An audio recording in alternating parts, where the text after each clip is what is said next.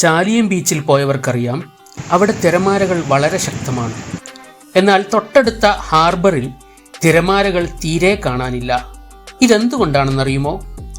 ചാലിയം ബേപ്പൂർ തീരങ്ങളിൽ നിന്ന് സമാന്തരമായി കടലിലേക്ക് നീളുന്ന പുലിമുട്ടുകളാണ് ഇതിൻ്റെ രഹസ്യം. വലിയ തിരമാലകൾ പുലിമുട്ടുകൾക്കിടയിൽ തട്ടിയടിക്കുകയും അവയുടെ ഊർജം തകരുകയും ചെയ്യുന്നു. അവ കടന്ന് തിരമാലകൾ ഹാർബറിൽ എത്തുന്നില്ല. എന്നാൽ ഇവിടുത്തെ 500 മീറ്ററിലധികം വീതിയുള്ള തുറന്ന ഭാഗത്ത് കൂടെ തിരമാലകൾ പ്രവേശിക്കാൻ എന്താണ് തടസ്സമെന്ന് നിങ്ങൾ ചിന്തിക്കാം. പുലിമുട്ടുകൾ തിരമാലകളെ വക്രവൽക്കരിക്കുകയും അവയുടെ ശക്തി വളരെ കുറയുകയും ചെയ്യുന്നു. ഈ രേഖാചിത്രം നോക്കൂ. നീല നിറത്തിലുള്ള തിരമാലകൾ അടയാളപ്പെടുത്തിയത് ഏകദേശം 1 കിലോമീറ്റർ അപ്പുറത്ത് ഒരേ ശക്തിയാണ്. എന്നാൽ ഹാർബറിനുള്ളിലെത്തുമ്പോൾ ഇപ്രകാരം ചുവന്ന വരകൾ കാണിച്ചതുപോലെ വക്രമായി ശക്തി കുറഞ്ഞു വരുന്നു. എന്നാൽ ഹാർബറിന് പുറത്ത് തിരമാലകൾ ശക്തി കുറയുന്നില്ല, പകരം തീരത്തോടടുക്കുമ്പോൾ ശക്തി വർദ്ധിക്കുകയാണ്.